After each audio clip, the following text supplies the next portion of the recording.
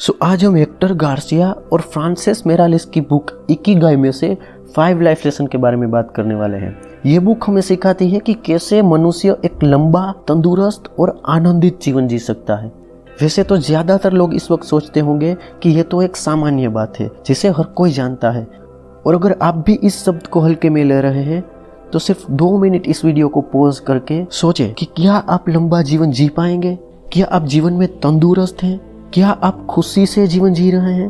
तो पहले तो आपको इन शब्दों के अर्थ को अच्छी तरह से समझना होगा, क्योंकि तंदुरुस्त होने का मतलब ये नहीं है कि आप में कोई रोग नहीं है।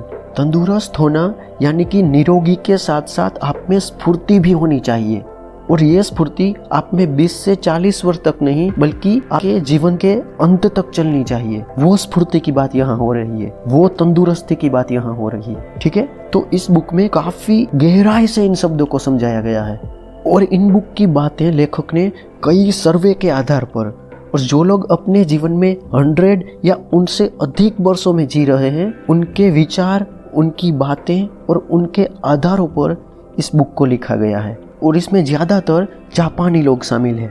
तो पहला है, लगातार सक्रिय रहने से आपको शतायु बनने की इच्छा होगी।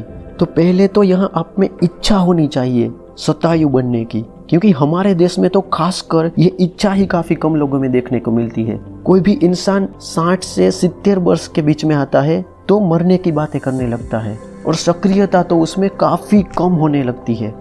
लगातार सक्रिय रहने से ही आपको शतायु बनने की इच्छा होगी। अगर आपको लंबा जीवन जीना है तो उसका अर्थ ये हुआ कि आपका शरीर लंबे समय तक चलना चाहिए, और हमारे शरीर को अच्छी तरह से चलाने के लिए उसे सक्रिय रखना काफी जरूरी है। शरीर ही नहीं, कोई भी चीज हो, अगर आपकी कार भी कुछ दिनों तक ऐसे ही पड़ी रहेगी तो वो भी अच्छी तरह से नहीं चल पाएगी। तो कोई भी चीज अच्छी तरह से चलाने के लिए सक्रिय होनी जरूरी है, और इसीलिए जापान में रहने वाले ज्यादातर लोग निवृत्ति के बाद भी सक्रिय रहते हैं।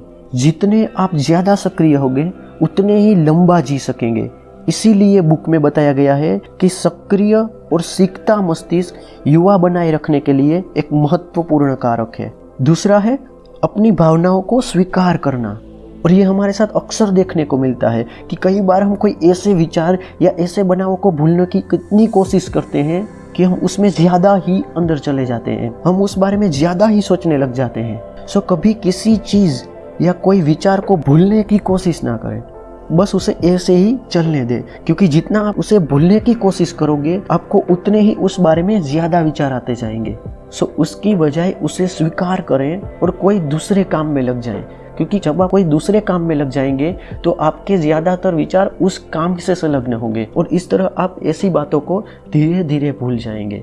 तीसरा है, प्रवाह के साथ बहना सीखो, यानी कि एक निश्चित लक्ष्य होना चाहिए जिसके लिए आप अपना पूरा फोकस कर सके। उनसे क्या होगा, आपका मस्तिष्क केंद्रित रहेगा, क्योंकि आपको पता है कि आपको कहाँ तक पहुँचना है, और उसके लिए आपका मस्तिष्क उसी पर्टिकुलर सब्जेक्ट पर फोकस रहेगा, और इनके कारण आपके विचार भी वर्तमान होंगे। आप उसी परिस्थिति तक पहुंचने के लिए इसी वक्त में जिएंगे और इसी वक्त पर काम करेंगे, यानी फ्यूचर और पास्ट की बजाय आप इस वक्त में जी रहे होंगे, और ये आपकी शांति के लिए काफी फायदेमंद रहेगा। क्योंकि हम परेशान और दुखी ज्यादातर पास्ट और फ्यूचर के बारे में सोच के ही होते हैं। हमारी 90% परेशानी हमारे फ्यूचर और पास्ट के विचारों के बारे में सोच के ही होती है। हम काफी कम हमारी प्रेजेंट सिचुएशन में जीते हैं, वर्तमान के बारे में हम काफी कम सोचते हैं। आप जितना इस वक्त को जिएंगे उतने ही कम परेशान होंगे, उतने ही खुशी से जी पाएंगे, और इस वजह से आपका मस्तिष्क भी चिंता मुक्त रहेगा। क्योंकि जब आप इस वक्त में जी रहे होंगे तो आपके पास फ्यूचर या पास्ट के लिए सोचने का समय ही नहीं होगा, क्योंकि आपके पास एक निश्चित लक्ष्य होगा, और उन लक्ष्य तक पहुंचने के लिए एक निश्चित योजना होगी जिनके लिए आप काम कर रहे होंगे।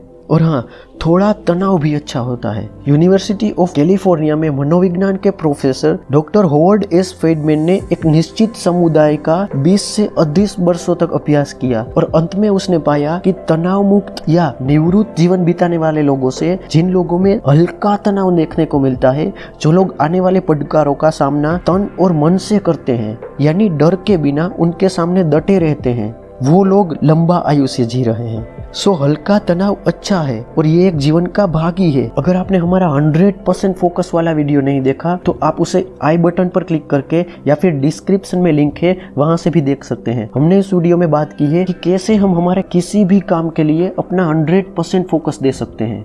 चौथा, अधिक विकल्प बनाएं। यानी अगर आप कहीं पे नौकरी कर रहे हैं तो ऐसा नहीं होना चाहिए कि आपका जीवन उसी कंपनी पे आधारित हो। आपके पास आमदनी का दूसरा सोर्स भी होना चाहिए। यानी कि आपका कोई पैशन है तो आप उसे भी फॉलो कर सकते हैं आपके फ्री टाइम में। अगर आपको लिखने का शौक है तो आप बाकी वक्त में लिख के उनसे कुछ हासिल कर सकते हैं। अगर आपको एडिटिंग का शौक है तो आप अपने बाकी के वक्त में एडिटिंग के साथ साथ कुछ हासिल कर सकते हैं। उनसे क्या होगा, अगर वो कंपनी एक दिन बंद भी हो गई तो आपका जीवन रुक नहीं जाएगा, क्योंकि आपके पास आमदनी का दूसरा सोर्स भी होगा। हालांकि वो उनसे थोड़ा कम है, लेकिन आप उसे धीरे धीरे बड़ा बना सकते हैं और इनका महत्व हर किसी ने 2020 में समझ ही लिया होगा। पांचवा, ऑथर ने यहाँ दीर्घायु लोगों के जीवन में से 8 नियम बताए हैं। पहला है लगातार सक्रिय रहना, यानी कि निवृत्त नहीं होना। अपना पसंदीदा और जो काम आप लगातार कर सकते हैं, ऐसे कामों में से कभी निवृत्ति नहीं लेनी चाहिए। दूसरा है शांति से आगे बढ़े रहना, क्योंकि सफलता कभी 2 दिन में नहीं मिलती। तीसरा, कभी भरपेट भोजन ना करना। चौथा है अच्छे दोस्त बनाए रखना। पांचवा है मुस्कुराते रहना, क्योंकि आपकी छोटी सी मुस्कान भी आपको आकर्षित बना सकती है। छठा है प्रकृति से जुड़े रहना। दिन में हो सके तो आधा घंटा किसी शांत जगह पर बिताएं। सातवां है आभारी होना। ये कहीं ना कहीं आपको अंदर से खुश रखेगा, आभारी होना, ठीक है। आठवां है हर पल को जीना। आपको पास्ट के लिए अफसोस और फ्यूचर की घबराहट को छोड़ना चाहिए और इस वक्त में जीना सीखना चाहिए। इस बुक में ऐसे ही कई और विचारों के बारे में बात की गई है। आपको लगता है कि ये बुक आपके जीवन में वैल्यू ऐड कर सकती है तो आप इस बुक को एक बार जरूर पढ़ सकते हैं। अगर आप इस बुक को हिंदी में खरीदना चाहते हैं तो मैंने डिस्क्रिप्शन में इसकी एक लिंक दी हुई है, वहां से आप उसे खरीद सकते हैं। और ऐसे ही और बुक लेसन्स के लिए आप हमारे चैनल को सब्सक्राइब करके हमारे साथ जुड़ सकते हैं। आपको हमारे बुक लेसन्स का तरीका पसंद आया है और आप ऐसी ही दूसरी बुक यानी कि think and grow rich, rich dad poor dad और the power of your subconscious mind, ऐसी और बुक के लाइफ लेसन सीखने के लिए हमारे प्लेलिस्ट को एक बार जरूर चेक कीजिए। मैं ऐसे ही कई लाइफ लेसन इंस्टा पे भी डालता रहता हूँ, तो आप मुझे वहाँ पे भी फॉलो कर सकते हैं। सो मिलते हैं अगली वीडियो में एक और यूनिक विचार के साथ।